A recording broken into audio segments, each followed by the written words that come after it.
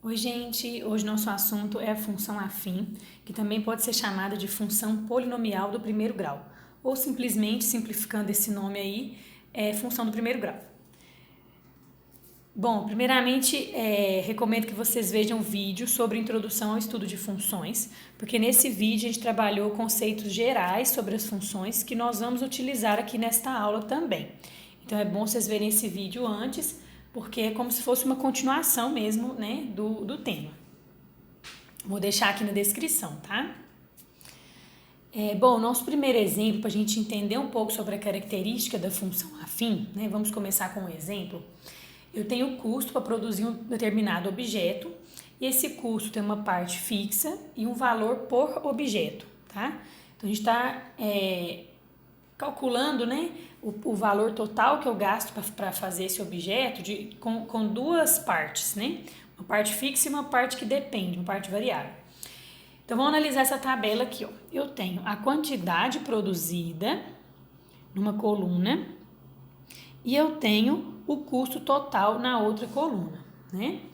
Então, como o custo depende da quantidade, né? Então, essa é a variável dependente, ó, como se fosse o nosso y, né? E aqui é a nossa variável independente, certo? Assim como nós vimos aí na aula anterior, né?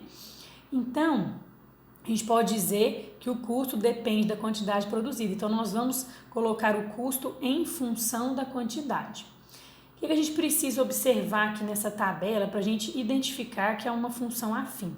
A taxa de variação, o que é isso? O tanto que está variando o y e o tanto que está variando o x, tá?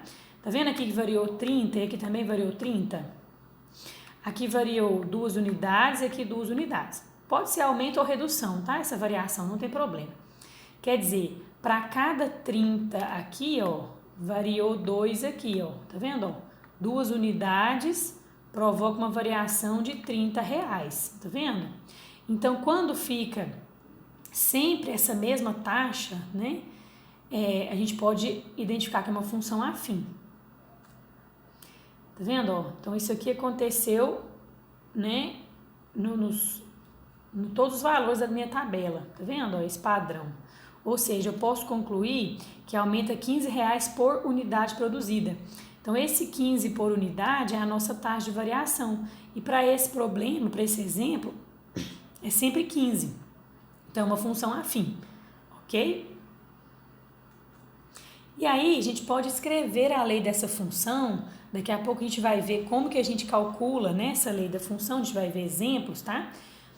Mas esse aqui eu já coloquei a lei aqui direto, para nós vermos como que é a carinha dessa fórmula, né? Como que é a aparência dela, olha só. A gente tem uma função afim, tá?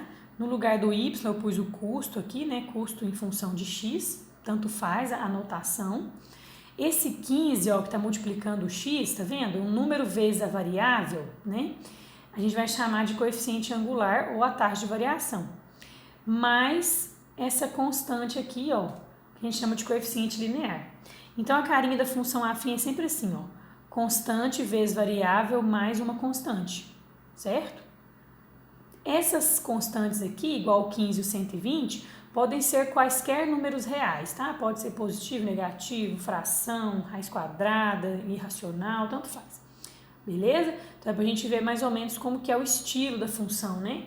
Que tipo de problema, que tipo de forma, que tipo de tabela, tá bom? Vocês vão ver que elas são bem parecidas, né? Então não é difícil identificar esse tipo de função e é um tipo que cai muito aí nas questões. Então, de maneira geral, ficou assim, ó, a gente vai chamar, né, esse coeficiente angular de A, coeficiente linear de B, né? Essas letras, gente, são escolhas, né? Não quer dizer que tem que ser essa. Então, a gente, de forma geral, nossa função afim tem esse formato, olha, né, a lei dela. Y é igual a AX mais B. Isso é importante você guardar, viu, gente?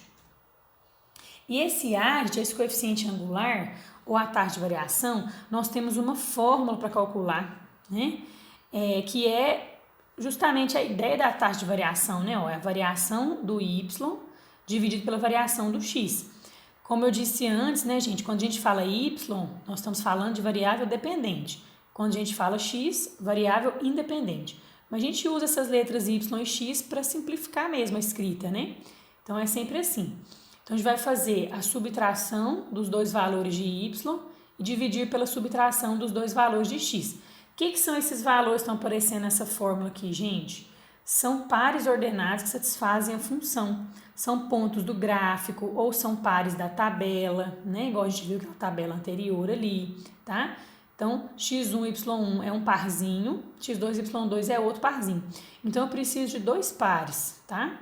Para fazer, descobrir o valor do A, tá bom? Essa subtração, gente, a ordem que você escolher para o y, vai manter a mesma ordem de subtração para o x, tá bom? Dos pontinhos que você estiver usando. Essa fórmula também é muito importante a gente guardar, porque ela vai simplificar bastante os nossos cálculos, né? Para descobrir a lei da função, ela vai ser bem prática. Bom, como que é o gráfico da função afim? É uma reta, né? É um gráfico bem fácil também, bem tranquilo. A gente vai ter basicamente dois tipos aqui. Quando o A da minha função, né, o meu coeficiente angular, for positivo, nossa função vai ser crescente, tá? Lembrando que a gente lê o gráfico da esquerda para a direita, né? Ó, então, a minha reta está subindo da esquerda para a direita, tá vendo? Ó, quando o x cresce, a função vai crescer também, o valor do y também cresce. E minha outra situação é quando o A é negativo, que é uma função decrescente. Então, lendo aqui da esquerda para a direita, ó, o gráfico está descendo, né? Quanto mais o x cresce, menor vai ficar o y, beleza? E, gente, por que esse coeficiente ele é chamado de coeficiente angular? Porque ele tem a ver com esse ângulo aqui, ó, o ângulo que a reta forma com o eixo x, tá? Aqui, ó, beleza? Na verdade, ele é a tangente desse ângulo, né? Então, o cálculo do A, que a gente viu naquela fórmula, o ΔY sobre ΔX, né? Essa taxa de variação, é exatamente a tangente desse ângulo, beleza? Então, aqui a tangente é positiva, que é um ângulo agudo, e aqui a tangente é negativa, que é um ângulo obtuso. Mas esse cálculo usando a tangente, a gente vai utilizar mais em problemas, por exemplo, de geometria analítica, né? No caso da função aqui, nossos problemas não são tão ligados à questão do ângulo, né? Não são problemas geométricos. E esse pontinho aqui, né, gente, onde o gráfico corta o eixo x, é quem? O zero ou a raiz da função, que nós também vimos na aula anterior, de maneira geral. E aqui no caso da função afim, ela vai ter uma raiz, né, que é esse pontinho aí. E o coeficiente B? O coeficiente B também é muito importante, gente. Ele vai te dar o ponto onde a reta corta o eixo y, tá? Então, esse pontinho aí, ó, tá vendo? Esse pontinho é o ponto 0B. Por que a coordenada x dele é 0? Porque ele está em cima do eixo y, né? Então, o x dele é 0 e o valor da coordenada y dele é exatamente o b, o coeficiente b da função. Então, isso também facilita bastante, porque às vezes o valor do b já vai estar bem visível ali pra gente, né? Sobre a inclinação, gente, né, o a da função aí, né, esse coeficiente angular, ele influi na inclinação. Como que isso acontece? Quanto maior for o valor do a em módulo, né, em módulo que a gente fala é sem o sinal, né, que eu peguei o a todos negativos, ou todos positivos, mas eles podem ser negativos também, tá? Então, quanto maior for o valor em módulo do coeficiente a, mais inclinada vai ficar a nossa reta, tá? Maior o ângulo de inclinação, né? Então, olha só, a nossa primeira retinha, essa verde aqui, ó, vamos pegar essa verde, ó. Olha a lei dela, ó, o A é 1, tá vendo, ó? O A é quem acompanha o X, então o A aqui é 1, né? Eu coloquei todas com o mesmo B, ó, todo mundo com o B igual a 1, então todo mundo tá passando aqui em cima do 1, né, no eixo Y, tá? Eu variei só o A pra gente comparar essas inclinações. Então, quando o A é 1, é essa reta menos inclinada, ó. Aí eu pus o A maiorzinho, ó, pus o A igual a 2, já é a reta azul, que é mais inclinado que a verde, tá vendo, ó? Como o A da azul é maior, né? Aí ela vai ficar mais inclinada. E aqui, esse A é maior ainda, então ela vai ficar mais inclinada ainda do que essa, entendeu? Se fosse negativo, gente, se o A menos 3 e o A menos 2, essa reta seria mais inclinada, tá? O A menos 3 é uma reta mais inclinada do que o A igual a menos 2. Segue a mesma lógica, tá bom? Valor sem sinal. Ok?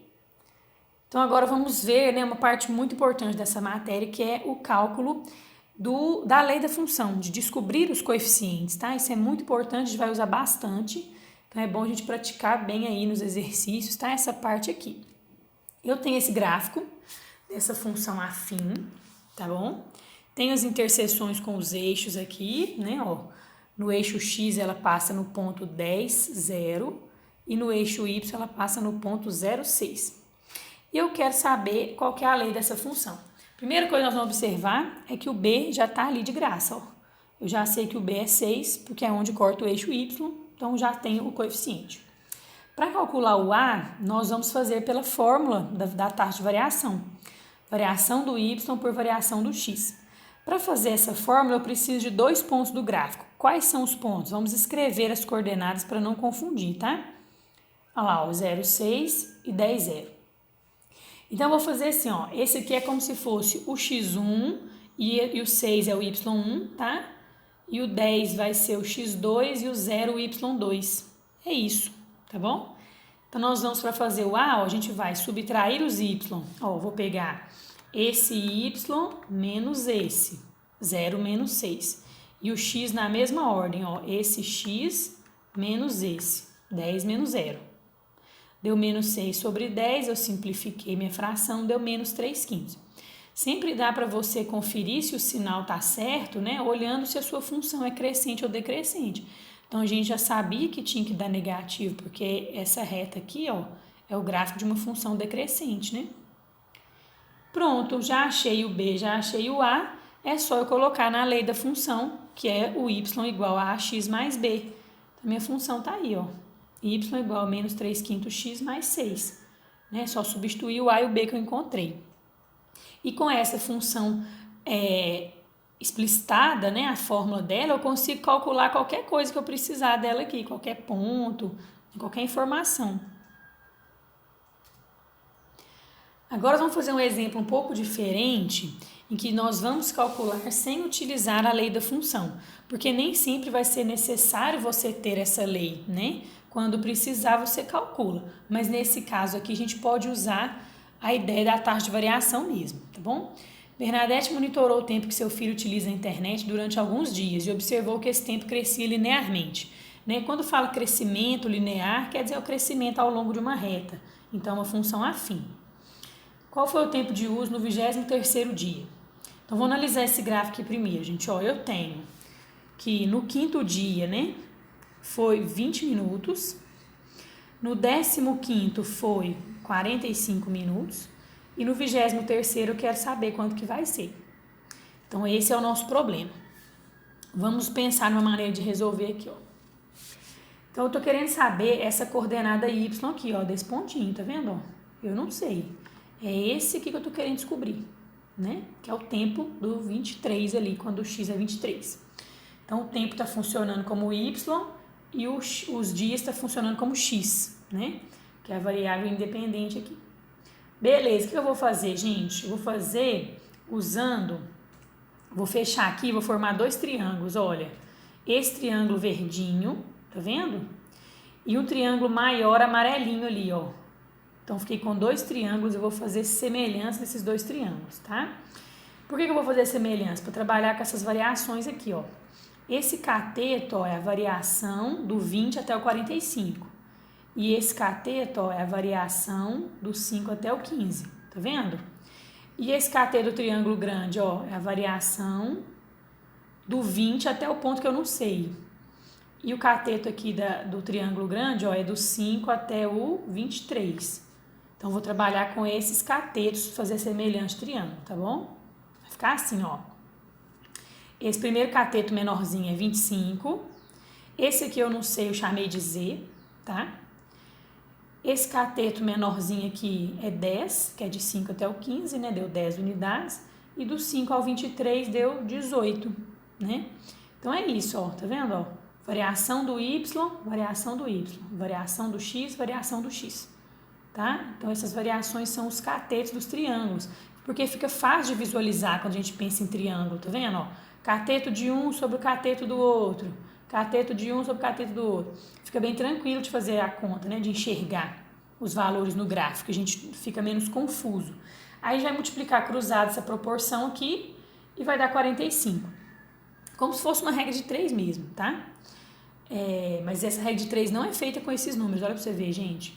O 5, o 15, o 23, eles não aparecem aqui na minha regra de 3, não, tá? Ela é feita com as variações. Isso é que é o importante da gente analisar. O que é esse 45? Não é esse tamanho aqui, ó? Então, o que falta eu fazer para descobrir a coordenada aqui, ó? Falta eu somar com 20, né? Porque essa altura já está começando aqui no 20, ó. Então, é 45 acima do 20, beleza? 45 mais 20, 65 minutos. Então, aquela coordenada ali que faltava, né? Que é a resposta do nosso problema, é 65 minutos. Ok? Então, esse método também é muito bom. Eu uso ele sempre que é possível. Agora, eu vou fazer outro exemplo para descobrir a lei da função a partir de uma tabela, tá? É bem parecido, né, a lógica, só que a diferença é que nessa tabela, aquele coeficiente B de bola não está tão visível, né? Porque naquele primeiro exemplo do gráfico, o B já estava lá de graça, né? Agora não está mais, nós vamos ter que calcular o B também, né? Calcular o A e o B. Essa tabela tem a temperatura de um objeto em graus Celsius, dependendo do tempo em minutos. Então, já que a temperatura depende do tempo, ó, a temperatura é como se fosse o y, variável dependente, e o tempo é como se fosse o x. E eu quero a lei da função que relaciona a temperatura e o tempo. Tranquilo. Vamos fazer, então, o A primeiro, a taxa de variação, ΔY sobre ΔX. Você pode escolher, tá? Qual dupla de pontos você quer pegar. Eu peguei as duas primeiras, ó. Peguei ΔY 30 menos 25 e o ΔX 4 menos 3. Poderia usar esse último ponto se você quisesse, tá? Tá na mesma, né? Tem que dar igual, né, gente? Porque se não der igual, o 5 aqui, ó, quer dizer que não seria uma função afim. Então, essa taxa de variação tem que dar sempre o mesmo valor para quaisquer duplas que você escolher. Beleza, então meu A já é 5. Ótimo. Agora, como é que ficou minha função, ó? Por enquanto, né? Não é y igual a x mais b? Temperatura é igual a 5x mais b. Já está quase pronta a minha função, está faltando só o b, né? Como é que eu vou achar esse b? Eu vou escolher algum desses 3 pontos aqui, ó, qualquer um dos 3, tá? Para substituir aqui. Vou escolher o ponto 4,30, esse aqui do meio, ó. Tá bom? Qualquer um serve, viu, gente? Escolhi o 4,30, o que eu vou fazer? Vou pôr o 4 aqui no x e o 30 aqui no y, que é o t, né? Então, ficou assim, ó. 30 é igual a 5 vezes 4 mais b. Tá vendo que agora vai ficar faltando só o b, ó? Eu vou descobrir ele. 5 vezes 4 dá 20, passo subtraindo, eu descubro que o b é 10. Então, a gente usa um ponto particular, né, para achar esse coeficiente. É bem tranquilo. Agora, nós vamos voltar aqui na função, né, que a gente estava, e vamos colocar o b que nós encontramos, ó. Minha função ficou prontinha, 5x mais 10, ok? Então, temperatura é igual a 5 vezes o tempo mais 10, que é uma função bem simplesinha, né, os valores, mas é para a gente entender esse raciocínio, né, a gente pode usar esse raciocínio aqui sempre, ó, vai funcionar direitinho. Agora, nós temos 2 casos particulares, né, gente, da função afim, que é a função linear e a função constante. O que são esses casos especiais aqui? Função linear é quando b é zero, ela fica só assim, ó, y igual a vezes x. Como b é zero, quer dizer que ela vai passar na origem, ó, ela vai cortar o eixo y no ponto 0, 0, né? E nesse caso, a gente pode falar que a variável y é diretamente proporcional ao x, tá? Então, é uma função que vai mostrar a proporcionalidade, tá? É um caso muito especial, muito importante. E ela vai ser uma reta. Se ela for crescente, né? Ou seja, se o a for positivo, vai ser uma função crescente, ó, uma reta assim, nesse caso aqui. Se o a for negativo, é esse exemplo aqui de baixo, ó, decrescente passando na origem. Então, pode ser uma dessas duas opções de gráfico que estão aqui, ó, no cantinho, ok? E a nossa outra situação, né, que não vai ser chamada de função afim, porque ela não vai ter o a, né, a gente vai chamar de função constante, como se o a fosse zero. né? Aqui, ele não tem o coeficiente angular. É um gráfico que é uma reta horizontal, porque é o y igual a uma constante, é um número, tá vendo? Ó? Então, quer dizer, para qualquer valor de x, o valor do y é sempre o mesmo, né? Então, é uma reta horizontal. Se essa constante for positiva, ó, essa reta vai ficar aqui acima do eixo x. Se essa constante for negativa, essa reta vai ficar aqui abaixo do eixo x. Tranquilo? Esses casos particulares aí. Agora nós vamos trabalhar com a análise do sinal, né? Nós também vimos exemplo disso na aula anterior, de introdução a funções, mas nesse caso a gente quer analisar especificamente da função afim, que é um caso bem simples também, né? Que a gente vai fazer. Para analisar o sinal da função, o que é a primeira coisa que eu tenho que fazer? Achar a raiz, né? Então, para achar a raiz, eu coloco o y como zero. Então, vai ficar a expressão igual a zero, que é uma equação de primeiro grau. A gente resolve normalmente essa equação, tranquilinha, e descobri que a minha raiz aqui é meio. O que é essa raiz? Onde o gráfico corta o eixo x. Muito bem. Aí eu vou fazer o esboço desse gráfico, né? Nesse caso, a minha função é crescente, porque o a é 4, ó. O a é 4, o b é menos 2.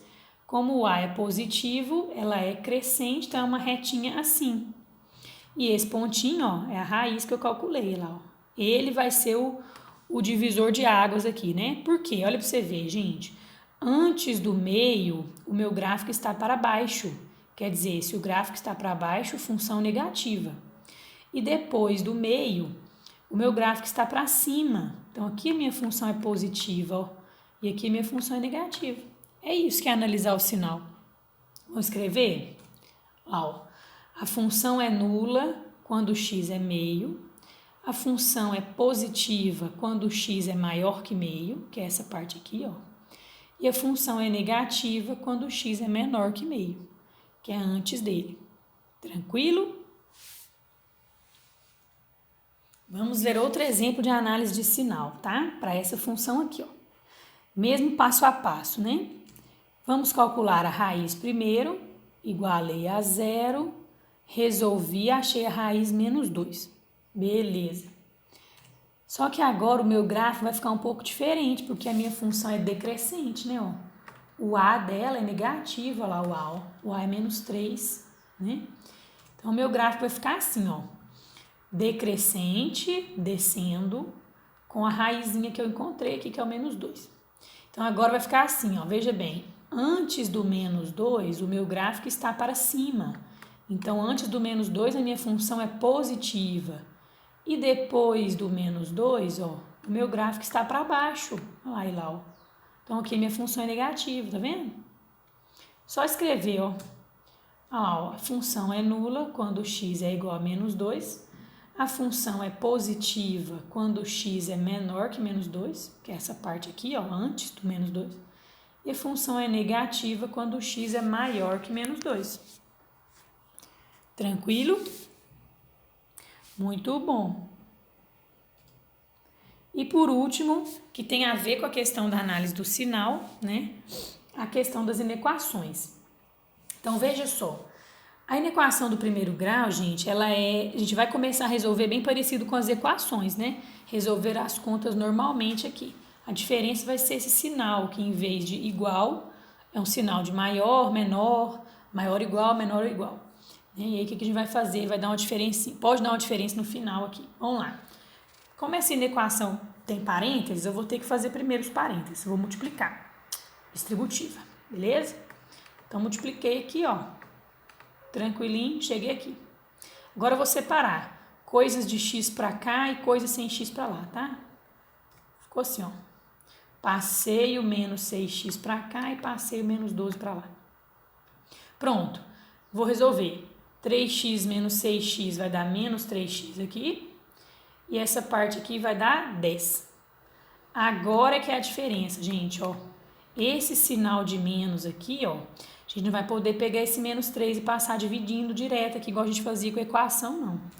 Tá? Então, nesse ponto, quando o número que está acompanhando o x ficar negativo, muita atenção, você vai multiplicar sua inequação, digo, por menos 1. Quando você multiplica por menos 1, você vai inverter o sinal dessa desigualdade, ó. Você vai inverter o sinal do número e da desigualdade também. Vai ficar assim, ó. 3 ficou positivo, o menor virou maior e o 10 ficou negativo. Beleza? Aqui você resolve normalmente. Quando ele for positivo, você pode passar dividindo aqui, ó. Então, vai dar x maior que menos 10 terços. Isso aqui é a solução da nossa inequação. A solução da inequação é um intervalo, né? Por que esse negócio acontece, gente, de multiplicar e de inverter a desigualdade? É tranquilo de você pensar quando você pensar em números mesmo, que aqui nós estamos fazendo a conta com x, né? Vamos pensar em número? Olha aqui para você ver. O 5 é um número menor que o 7, não é? Mas multiplica por menos 1 para você ver. O menos 5 vai ficar um número maior que o menos 7, né? Porque o menos 5 está mais perto do zero, está mais para a direita lá na reta numérica, então ele é maior que o menos 7. É por causa disso, ó. Quando a gente multiplica por menos 1, quando a gente troca o sinal dos números, né? Aí o que for maior ou menor fica invertido. Vai trocar também. Tranquilo? Então pronto, ó. Bons estudos então. Até a próxima aula. E quem não tiver inscrito aí no canal, se inscreve. Coloque o like aí se você gostou do vídeo, tá bom? Beijinho.